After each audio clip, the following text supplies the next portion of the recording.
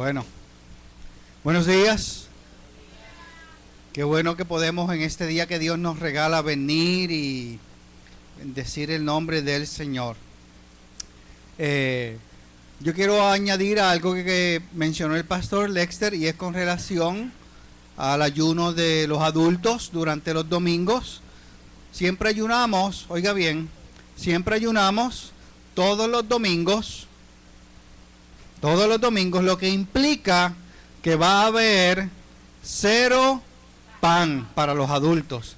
Y no queremos ver a ningún adulto ni a ningún joven entrando, oiga bien, porque lo hemos visto, entrando ni a los adolescentes ni al grupo de niños, ni al ministerio de niños para ir y coger pan allá. Inclusive hemos tenido situaciones de que literalmente hay que coger al adulto y sacarlo del cuarto del salón de los niños, porque en el momento que las maestras están dando clase, los adultos entran a coger pan. Dios mío. Pero entonces eso implica de que vamos a ayunar. Mira, ayunar mediodía todos los domingos no nos va a matar a nadie. Al revés, le hace bien al sistema del cuerpo. Usted va a desintoxicarse un poquito, solamente un poquito, porque no, si fuera todo el día hasta las 6 o las 7 de la noche, pues ya es más complejo. Pero hasta el mediodía solamente no hay ningún problema, y nos hace bien a los que tenemos, a los que le echamos muchos pasteles y arroz con gandules a la panza en tiempos de Navidad. Así que los adolescentes tampoco tienen pan, de hecho, me están comentando. Así que los niños son los únicos que van a tener pan. Así que vamos a tener unas cámaras. No, ni tanto. Ni tanto, no hay cámaras. Pero quería añadir eso, porque es muy serio. Mire, nosotros estamos en un negocio que es espiritual. Nuestra vida se debe toda al Señor. Y aunque un ayuno de un ratito pareciera no ser la gran cosa, pero sí puede realinear nuestra vida y nuestro corazón por el resto de nuestra vida y tener un efecto eterno en nosotros y en otras vidas. Así que por eso es que le damos importancia siempre. Usted se va a fijar que a principio de cada semestre tenemos un tiempo de ayuno congregacional, y después al final, de hecho, tenemos por lo regular también una noche de adoración para celebrar que ayudamos los 40 días. Así que hay de todo. Hay ayuno y sufrimos, y hay party y gozamos. Las dos cosas. Ok. Entonces la semana que viene sabe que el servicio es afuera, un solo servicio a las 10 de la mañana. ¿Ok? Ok. Oramos rapidito. Padre, en esta hora, en el nombre de Jesús, te queremos dar gracias porque este año, Señor, en este año hemos comenzado con nuevas fuerzas, con nuevos ahíncos, con nuevos deseos, Señor, de que tu nombre sea exaltado sobre todas las cosas, y que, Señor, que tu reino se expanda aún más en nuestras vidas. Oramos, Espíritu Santo, para que vengas y tú nos hables, tú nos ministres, tú transformes lo que tú quieres transformar en nuestra vida durante este día de hoy. Padre, te bendecimos y te adoramos y te damos gracias en el nombre de Jesús. Amén y amén. Ok, hoy vamos a comenzar una nueva serie, la cual va a ser interrumpida el domingo que viene, claro está, porque tenemos la actividad de los jóvenes, los jóvenes contra el hambre, Youth versus Hunger, y vamos a estar hablando en la serie de nuevos comienzos. ¿Por qué? Porque estamos comenzando un nuevo año, y por lo regular, algunos de nosotros tomamos vacaciones, algunos de nosotros tuvimos bastante tiempo disponible para pensar, para meditar, y casi todos los principios de año, usted y yo decimos, si este año fuera diferente, si en este año yo lograra este detalle de mi vida, mi año pudiera ser completamente diferente. Y hoy vamos a estar tocando en el tema separados del mundo para transformar al mundo. Y vamos a estar leyendo Juan capítulo 17, los versos del 13 al 20. Esa porción de la Biblia es parte de lo que se conoce como la oración sacerdotal de Jesús.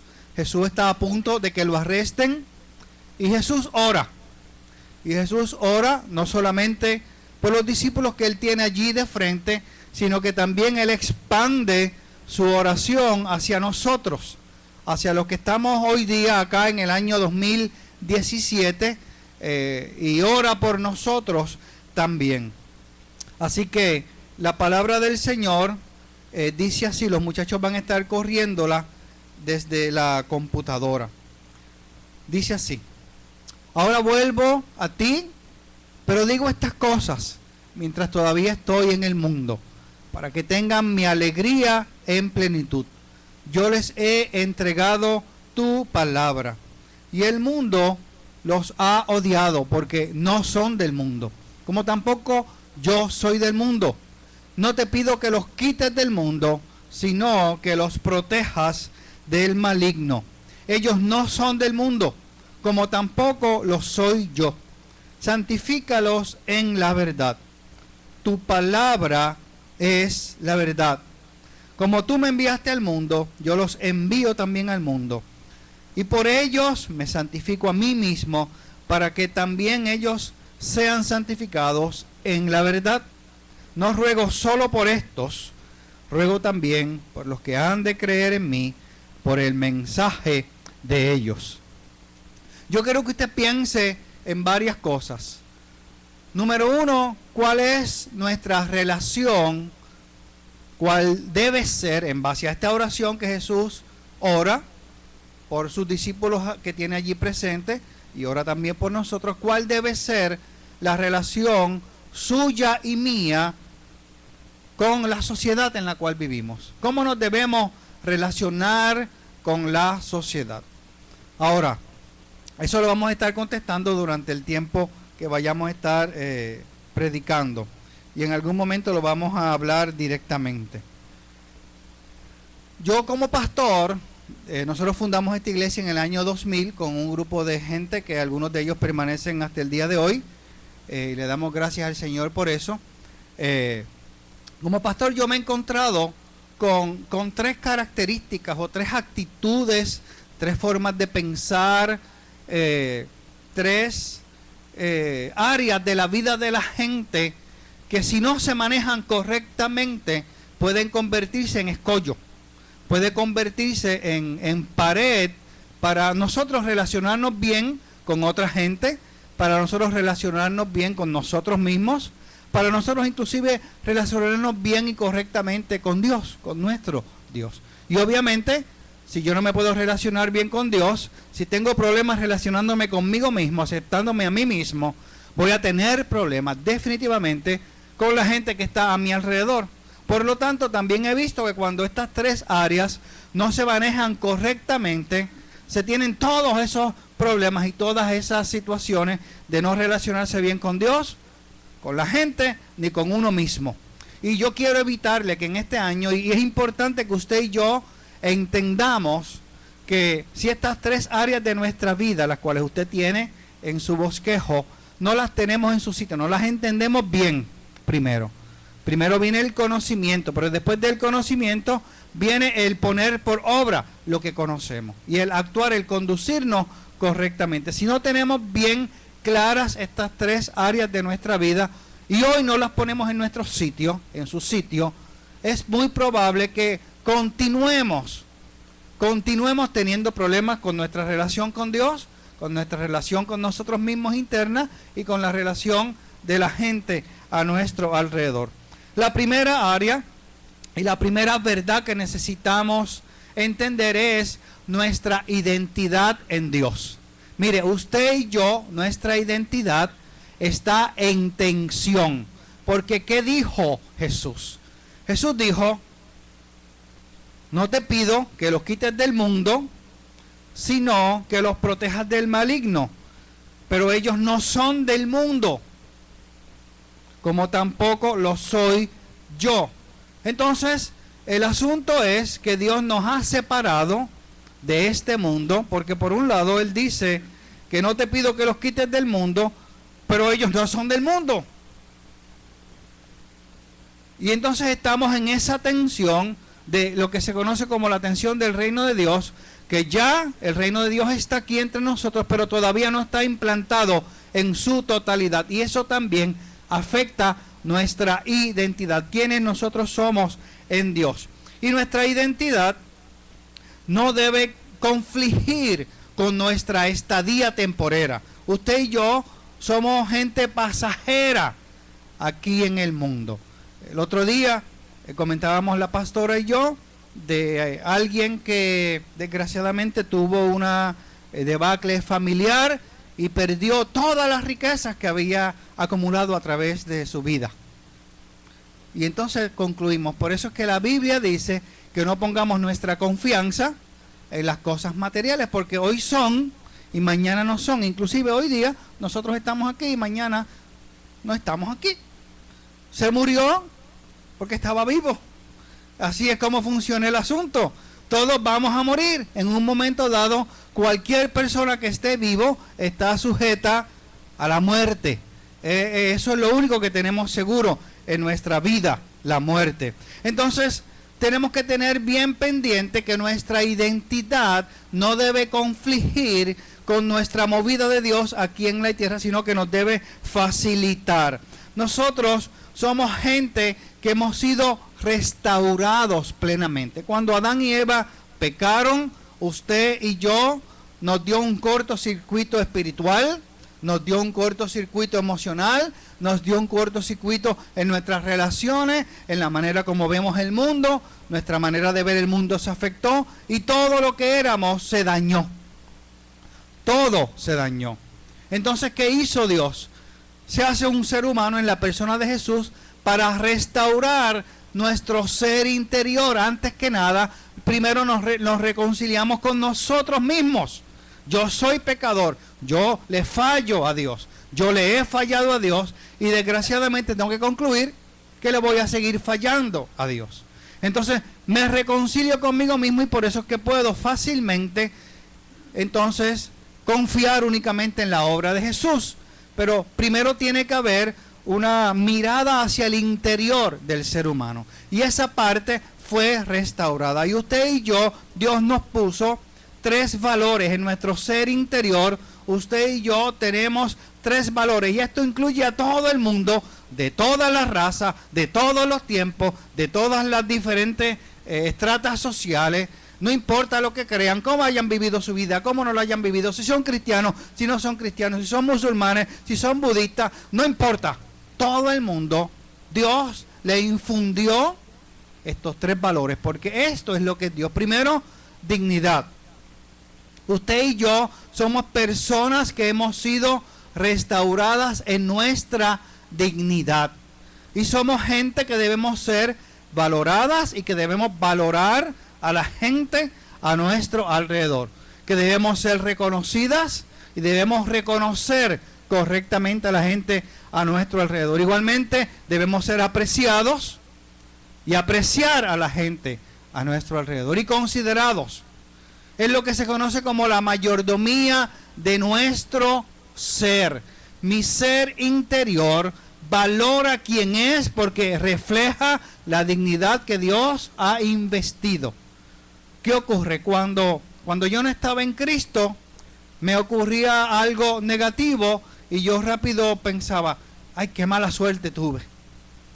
La vida, el destino me está jugando un truco. Pero hoy día es diferente, porque hoy día me doy cuenta de que como Dios me valora, de que como Dios me reconoce, como Dios me considera, como Dios me aprecia, entonces ahora si paso por una prueba es porque Dios tiene un propósito cuando yo paso por una situación. Cuando alguien me rechaza, cuando alguien me abusa, o cuando yo sin querer hago lo mismo, porque yo soy humano y sin querer queriendo puedo abusar, puedo rechazar a alguien, pues, pero vamos a decir que soy yo el que recibe, vamos a cogernos pena nosotros por un rato, soy yo el que recibe el rechazo, entonces eso no me deshace en mi vida. ¿Por qué? Porque lo que debo sentir es compasión por la otra persona, porque desgraciadamente no se ha desarrollado en su ser interior, en su dignidad, como para apreciar, aceptar, valorar a otra gente. Cuando alguien me rechaza, no es mi problema, yo sigo valiendo lo mismo. Cuando alguien me rechaza, cuando alguien me insulta, es problema de la persona que lo hace. Entonces, lo importante es que yo aprenda a desarrollar mi ser interior en términos de los valores de mi dignidad. Asimismo, Dios nos ha investido y nos ha restaurado en nuestra integridad. Dios es honesto. Pues usted y yo tenemos una tendencia a ser honestos. Dios es veraz. Bueno, acabamos de leer de que la palabra de Dios es la verdad. Claro que es veraz. Dios es responsable. Dios se compromete y cumple sus compromisos. Claro que sí, la Biblia le llama a eso la fidelidad de Dios. Entonces, Dios nos ha restaurado en nuestro valor de la integridad, y por eso cuando usted le falla a alguien que ha hecho un compromiso, uno se ala los pelos y dice, ay, por no haberlo apuntado en mi agenda, por no haber hecho una nota en mi agenda, fallé, me comprometí y no cumplí. Entonces, nuestro hacer, la mayordomía de nuestro hacer, se sujeta a la mayordomía de lo que yo soy. Y entonces, mi comportamiento general, ese cuadrito que está ahí abajo, en la parte de abajo, dice que yo soy una persona de confianza, soy confiable. Si usted es dueño de un negocio, ¿a quién usted va a querer tener en su negocio? A gente que reconocen su dignidad y la dignidad de otros, y que reconocen su integridad y son gente íntegra con otros. Así como es Dios. Igualmente Dios nos ha restaurado en nuestro valor de libertad. Y libertad no es hacer lo que nos dé la gana. Cuando nosotros le damos las clases a los adolescentes y le hablamos de esta tercer valor, ellos rápido aplauden y hacen fiesta porque piensan que libertad es hacer lo que nos da la gana. No. Libertad es la capacidad de tener orden en nuestra vida, y en nuestro caso, en la vida del creyente, ¿el orden de quién? El orden de Dios, el orden de la palabra de Dios. Somos gente de disciplina, somos gente que respetamos a gente que está en autoridad o gente que está bajo nuestra autoridad, y por lo tanto se nos hace fácil tratar con el asunto de la autoridad. Yo lo mismo me someto, como que puedo ayudar a otros a que se sometan a la autoridad, porque simplemente yo me veo como un instrumento de Dios para que la gente pueda ser realmente libre. Y el valor de la libertad lo que hace es que integra el valor de la dignidad, de la integridad, en la libertad correcta, que nos lleva al cuadrito de abajo, que es la obediencia. Entonces, a mí me gusta mucho cómo el doctor Batista explica este asunto. Porque el doctor Batista dice que cuando Dios nos creó como computadoras perfectas. Pero llegó el pecado y enmoheció nuestros circuitos. Entonces, por eso, cuando enviamos y recibimos señal de circuito a circuito, entonces no llega la señal completa porque nuestras emociones están dañadas. Pero Dios nos ha dado al creyente la capacidad de ser restaurado a su plenitud de acuerdo al diseño original que Dios nos dio. Lo que pasa es que nos tenemos que dar a la tarea de crecer en nuestra dignidad, en nuestra integridad y en nuestra libertad, y de autocorregirnos. Cuando yo noto que no estoy tratando correctamente a alguien, que no le estoy reconociendo su dignidad, me tengo que corregir. Tengo que tomar acción en mi conducta. Igualmente, si no he sido íntegro, lo mismo, tengo que tomar acción en mi conducta. Si he abusado de la libertad que Dios me da, también tengo que tomar acción en mi conducta y realinear mi conducta para ir creciendo en mis valores internos de dignidad, integridad y libertad. Y qué bueno que Dios nos ha restaurado en nuestro valor, y por eso es que cuando Jesús explica el asunto de quiénes somos, Él dice, ellos son, pero no son. Ellos son de este mundo, pero no son de este mundo. ¿Por qué? Porque esto nos hace superterrestres. no extraterrestres, sino superterrestres, supernaturales. El asunto de que Dios nos haya restaurado en nuestra capacidad, de nuestra dignidad, de nuestra integridad y de nuestra libertad, nos hace gente completamente diferente a lo que es la persona común y corriente. Así que es lo primero que usted necesita entender, que usted no depende de cómo le vayan las cosas para sentirse bien. Usted no depende de cómo lo traten para sentirse valorado, porque ya usted es una persona de valor. Usted no depende de nada ni de nadie. Como el doctor Batista dice, el Nike no hace a Mike, ¿verdad? Hablando de los adolescentes. Porque los adolescentes piensan que mientras mejor ropa que tengan, mientras más marcas tengan, pues mejores son. Pero no, yo no hago nada para ser. Ya yo soy una persona de dignidad, de integridad y de libertad. Dios me hizo realmente libre y yo tengo la capacidad de obedecer al mismo nivel que tenían Adán y Eva, la capacidad o de obedecer o de desobedecer, porque Dios nos ha restaurado en ese ámbito y en esa capacidad de obediencia. Lo otro que tenemos que tener claro es nuestro proceso de santificación. ¿En qué usted y yo nos santificamos? ¿Qué nos hace santos? De hecho, lo primero que tengo que pensar y definir qué es una persona santificada. Una persona santificada es una persona que ha recibido a Cristo y ha dicho: yo voy a separar mi vida para dedicársela a Dios. Eso es todo. Con mis virtudes y con mis defectos yo le voy a dedicar mi vida a Dios. Mi mente, mi corazón, mis tendencias, todo lo que yo soy, se lo dedico a Dios. ¿Y cómo usted y yo nos santificamos?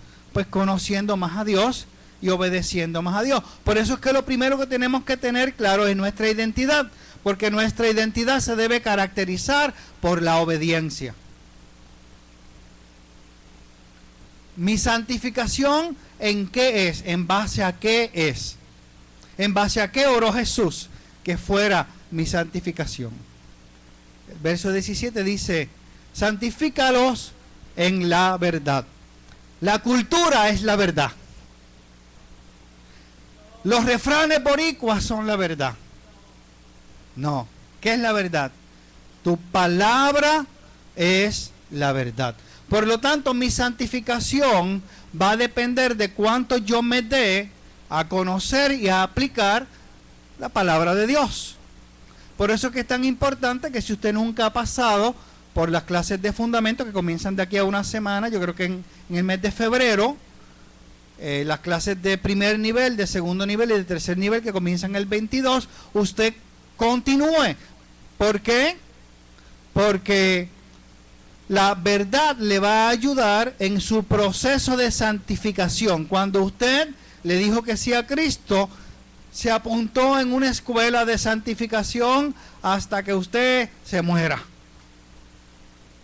Eso se termina cuando usted se muera. Usted no va a terminar de conocer a Dios nunca.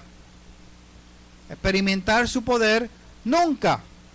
Nunca tenemos suficientemente conocimiento de Dios. Bueno, nosotros los seres humanos hemos tomado diferentes actitudes con relación a este asunto de la santificación. A través de la historia de la iglesia, primero hemos dicho: nos vamos a desconectar. Ahí usted tiene esa figura donde tiene el mundo y está la gente del mundo. Mira, están en el party, en la pachanga, van camino a ¿qué? A la muerte, están montados en la flecha de la muerte. Pero la iglesia está desconectada. Esta parte está en un edificio y está ahí, mira, bien santificada, orando. El hombre ahí en oscurito, en negrito, está ahí orando. Está desconectado y nos mantenemos en la iglesia y fuera del mundo, desconectados del mundo. No vemos ni noticia porque eso no es importante. Mire, Cuando nosotros fuimos a la República Dominicana, en el año 2014, me llamó la atención de que menos del 50% de la gente, cuando yo preguntaba al principio de la presentación de la ventana 414, menos del 50% de la audiencia habían venido a Cristo cuando eran niños. Aquí en Puerto Rico como el 60 o el 70%, y allá era menos. Y cuando ya estaba dando la última presentación, que era como la quinta o la sexta iglesia, yo dije, pero ven acá, todas las iglesias pasa lo mismo. Y me gritaron, la gente me gritó de allá para acá, y me dijeron lo siguiente, es que nosotros nunca nos hemos enfocado en la niñez, porque nuestro propósito era vivir desconectados para que cuando Cristo viniera, nos fuéramos con el Señor. Inclusive uno de los pastores era un prospecto y había firmado con los Boston Red Sox. Y su pastor le dijo, no te vas de la República Dominicana porque eso es del mundo. Y ese hombre todavía ya era un viejito con canas así como yo, y todavía estaba sufriendo de que el pastor le había dicho eso. Pero es esta actitud de que yo estoy desconectado del mundo. Si tú no piensas como yo no me junto contigo. Si tú no hablas como yo no me junto contigo. Si tú no vas a la iglesia que yo voy, yo no me junto contigo. Si tú no te vistes como yo no me junto contigo. ¿Por qué? Porque por eso es que a veces la gente que no viene a la iglesia dice que nosotros los cristianos miramos por encima del hombro, porque tenemos esta actitud de menospreciar a la gente que no conoce al Señor. ¿Y qué dice la Biblia con relación a la gente que no conoce al Señor? Que son tan importantes como los que conocemos al Señor. La única diferencia, decía Martín Lutero, entre un cristiano y un no cristiano es que el cristiano reconoció a Cristo y el no cristiano todavía no lo ha reconocido. Pero nos comportamos más o menos igual, y si no nos activamos en nuestra identidad, por eso es que a veces estamos todo el tiempo arrastrando las mismas condiciones y las mismas situaciones que les mencioné hace un rato. Entonces, desconectados es la primera actitud. La segunda actitud es alineados o conformados, sin ninguna diferencia. Simplemente la iglesia es una actividad más que yo tengo en mi vida, pero yo hago exactamente lo mismo. Tengo el mismo bueno o mal vocabulario de la gente que no conoce al Señor. Tengo las mismas buenas o malas actitudes de la gente que no conoce al Señor. Y no hay ninguna diferencia. Y de hecho, por esto, que ha sido parte de la actitud más reciente de la iglesia, es que el porciento de divorcios en la iglesia o fuera de la iglesia es el mismo. Porque no hay diferencia, no hay convicción. El pastor Adrian Rogers, un pastor de West Palm Beach, Florida, cual me parece que murió en el año 2004 o 2005, y para aquella época su pequeña iglesia tenía 29,000 miembros, dijo lo siguiente con relación a el vivir alineados o conformados a la sociedad. La maldición de este siglo es que tenemos muchas iglesias llenas de paganos bautizados. Iglesias llenas de gente vacía. Personas que en realidad nunca han sido salvas. Tienen cultura, pero no tienen el Calvario. Tienen rituales, pero no tienen realidades. Tienen religión, pero carecen de rectitud. ¡Auch! Es una verdad. Cuando nosotros asumimos esta actitud de conformarnos, de acomodarnos al mundo, entonces no va a haber ninguna diferencia entre lo que yo hago y lo que hace alguien que no conoce al Señor. Siempre debe haber algo que marque la diferencia. Nuestro llamado es que somos llamados a impactar al mundo, y estamos en el mundo. Pues claro, nacimos, nos criamos en un barrio, en una casa, pero por nuestra identidad, por nuestro desarrollo interior, no tenemos las actitudes ni la conducta que tiene la gente que no conoce al Señor. Y por eso es que Jesús dijo, ellos tampoco son del mundo. Entonces, la iglesia Cuando usted y yo nos reunimos aquí, cuando usted y yo venimos a un estudio bíblico, cuando usted y yo venimos a la célula, cuando usted y yo venimos a una noche o un día de adoración, cuando nos reunimos, entonces somos llamados a estar reunidos, pero con un propósito de esparcirnos. Entonces usted va a fijarse que ahí hay dos flechas, no sé si las ve, dos tipos de flechas. Las flechas blancas y las negras. Las blancas, ¿hacia dónde apuntan? Hacia la iglesia, hacia adentro. Y las negras, ¿hacia dónde apuntan? Hacia el mundo, hacia afuera. Entonces somos o nos reunimos para adorar y para ser capacitados. Pero una vez estamos capacitados, ahora vamos a estar esparcidos en nuestros trabajos, en nuestro vecindario, en nuestras familias, en nuestras universidades, en las escuelas. ¿Para qué? Para servir y para discipular nuestra nación. Como yo discipulo la gente de mi trabajo, de mi comunidad, de mi escuela, de mi universidad.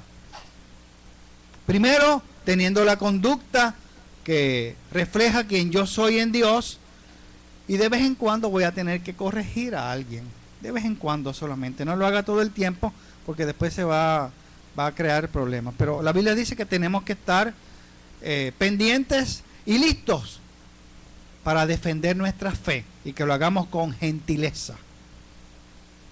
Entonces nos reunimos aquí para ser capacitados, pero salimos por el portón hacia afuera para expandir el reino de Dios, para servir y para discipular a las naciones. Ese es el propósito de Dios para nuestra vida.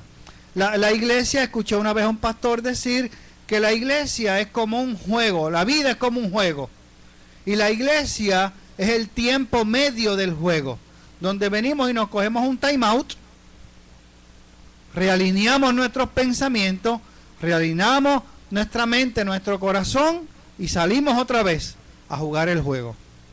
A las 11 de la mañana vamos a continuar jugando el juego cuando estemos en nuestro vecindario, en nuestra casa, en nuestra calle, en nuestra universidad, a los que empiezan universidad en estos días. Pero la iglesia es simplemente un momentito, un ratito dentro de toda nuestra vida. Sume la cantidad de horas que usted pasa en la iglesia comparada a la cantidad de horas que usted pasa en su casa, comparada a la cantidad de horas que usted pasa viendo televisión, comparado a la cantidad de horas que pasamos trabajando, y es ínfimo. Y por eso es que simplemente lo que hacemos es aquí recalibrarnos para cuando nos toque jugar, llegar entonces y hacer las jugadas correctamente en el juego del mundo. Y por eso, por lo tercero que Jesús ora, es por nuestra tarea. Jesús nos dejó una tarea. ¿Cuál es nuestra tarea? Como tú me enviaste al mundo, yo los envío también al mundo. Entonces, ¿cómo nos vamos a influenciar? Esa es la pregunta que también nos estamos haciendo de una manera indirecta. ¿Cómo nos vamos a relacionar con la sociedad? ¿Cómo nos debemos relacionar? ¿Cómo establece Dios que nos debemos relacionar? ¿Cuál es la idea de Dios con relación a cómo usted y yo nos relacionamos con nuestra sociedad? ¿Cómo vivía Jesús? Jesús vivía desconectado de su sociedad, mirando por encima del hombro a la gente que estaba a su alrededor. No, Jesús no vivía desconectado. Jesús tampoco vivía alineado a su sociedad, ¿cierto? Jesús no iba a los paris paganos que hacían los romanos. No se registra en ningún sitio que fue invitado por Herodes ni por ninguno de los generales a ninguna de las fiestas mayores de la sociedad romana. Jesús tampoco se alineó. Jesús entendió bien claro que él era o estaba separado del mundo para influenciar, para transformar al mundo. Y tanto lo transformó que no transformó al mundo, básicamente transformó la historia, transformó las naciones, transformó el universo, a tal nivel de que cuando usted y yo hablamos de la historia, hablamos de antes de Cristo y después de Cristo. Así de impacto debemos tener usted y yo en la vida de la gente a nuestro alrededor. Antes de tener contacto con, llene el nombre suyo, después de haber tenido contacto con. Así de impactante debe ser nuestra vida. El doctor Craig Blomberg, quien tuve el privilegio de tomar clases con él allá en el seminario en Colorado, él escribió un libro y él describe la vida de Jesús. El libro se llama Santidad Contagiosa. Y en uno de los párrafos él escribe lo siguiente: la vida de Jesús era muy ofensiva para los religiosos de su época, pero muy piadosa para los romanos y para los paganos de su sociedad. Comer con pecadores, con cobradores de impuestos, tocar a los que se supone que no tocara, a los leprosos, tocar a los ciegos, tocar a los sordos y a los mudos, era inconcebible para los religiosos. Por otro lado, hacer tanto bien, decir que uno debía poner la otra mejilla, enseñar a amar al enemigo, eran ideas antirromanas. Lo que sí queda claro es que Jesús tenía una agenda al tener contacto con todos los espectros sociales. Jesús quería contagiar a la gente con su santidad. Jesús estaba más interesado en discipular que en señalar el pecado a la gente. Jesús no estaba en este mundo para ser influenciado por el pecado, sino para influenciar a todos con su santidad, que era terrenal, celestial. En la viña nosotros tenemos un dicho para eso, y es que nosotros somos llamados a ser naturalmente sobrenaturales. Y eso por lo regular se lo aplicamos al asunto de los milagros, de los prodigios y de las maravillas. Pero también en el aspecto de nuestro comportamiento, somos llamados a ser naturalmente sobrenaturales, que lo natural en nosotros sea resaltar la dignidad, la integridad y la libertad de otros, como así lo hacemos de nosotros mismos también. Entonces, cuando tenemos esa actitud, cuando estamos conscientes de que hemos sido separados del mundo, sí, debemos ser diferentes, somos diferentes, pero con un propósito, con el propósito de transformar al mundo, de transformar nuestra sociedad, de transformar nuestra nación, de discipular nuestra nación. Entonces, vamos a cumplir el propósito de Dios para nosotros. Usted y yo tenemos la identidad misma de Dios. Dios nos ha apuntado en la Universidad de la Santificación y ahora lo que nos corresponde es llevar a cabo nuestra tarea. Mire, con sus virtudes y con sus defectos, haga su trabajo. Con sus días buenos y sus días malos, haga su trabajo. Que se supone que si nos damos al Señor, sean eventualmente más buenos que menos malos. Más buenos que malos. Pero estamos en un proceso y hemos sido separados del mundo para transformar al mundo. Me preocupa mucho cuando nuestras opiniones son basadas en base a la cultura o en base a lo que la gente diría por ahí, conservadores. Es que son conservadores. No, es que vivimos en base a los principios de la Biblia, que es diferente. Es que yo no puedo comportarme fuera de los parámetros de la Biblia, que es diferente. Es que Dios me ha transformado internamente, que no puedo ser otra persona que no sea una persona de dignidad, de integridad y de libertad, porque eso es lo que Dios me ha hecho ser. Y yo me he dado al crecimiento de santificación y se me hace fácil entonces haber sido separado por Dios para transformar al mundo en el cual Dios me ha puesto a vivir. Entonces, en este año que comienza, en el 2017, ¿en cuáles de estas 3 áreas a usted le interesaría trabajar más? En trabajar en su identidad, en quien usted es en Dios, trabajar en su santificación, o tener mayor conciencia de su tarea, o a lo mejor de la tarea espiritual estoy hablando, ¿no? De discipular nuestra nación.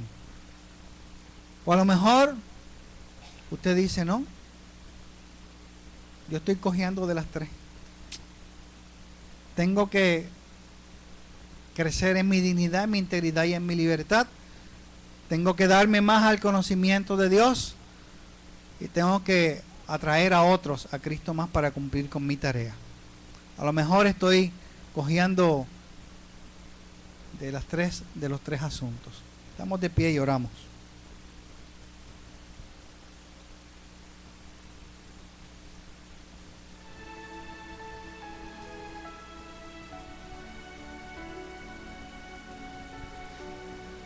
Mire, cuando nosotros llegamos a Colorado, en la televisión dieron un documental.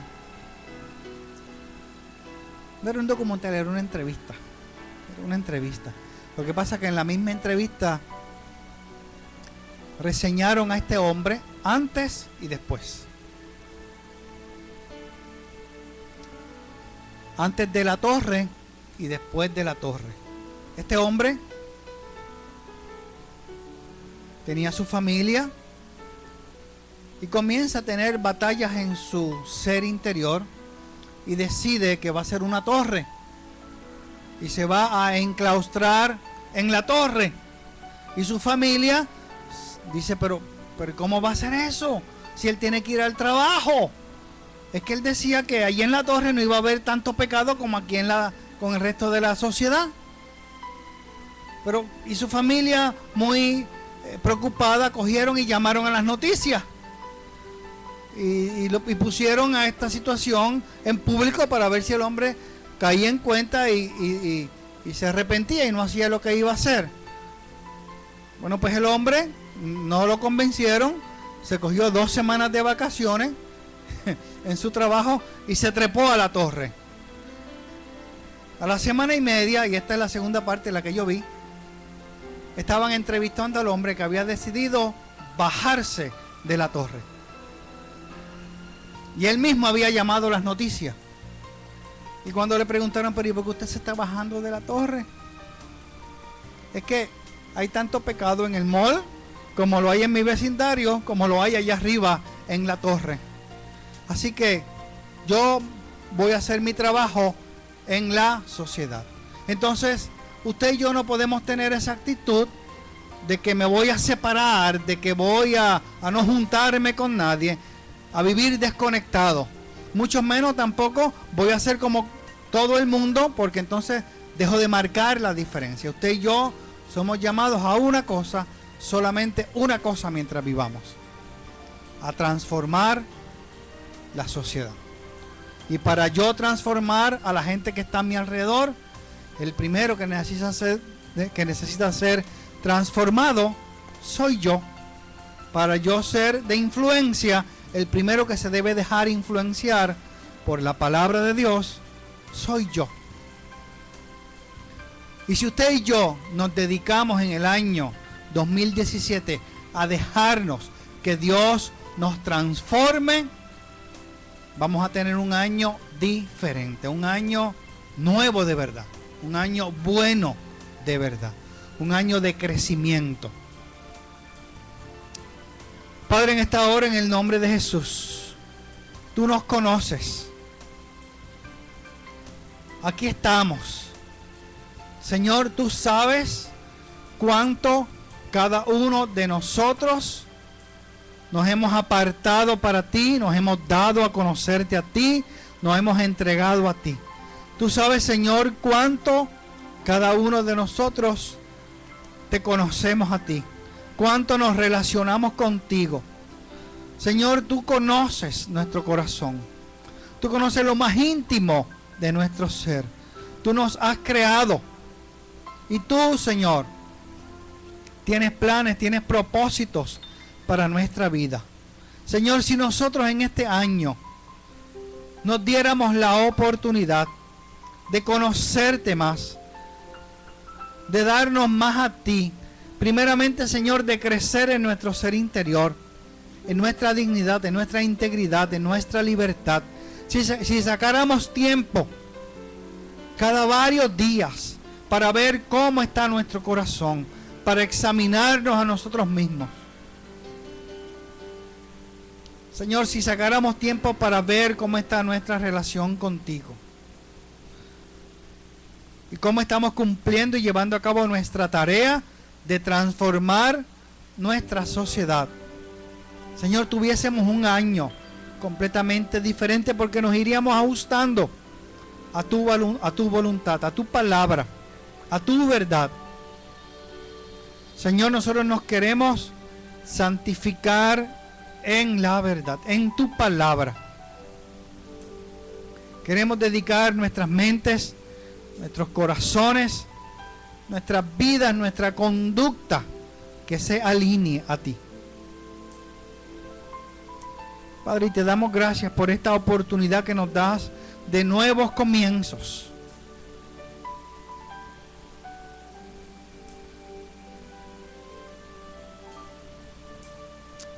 Padre, gracias por tu amor.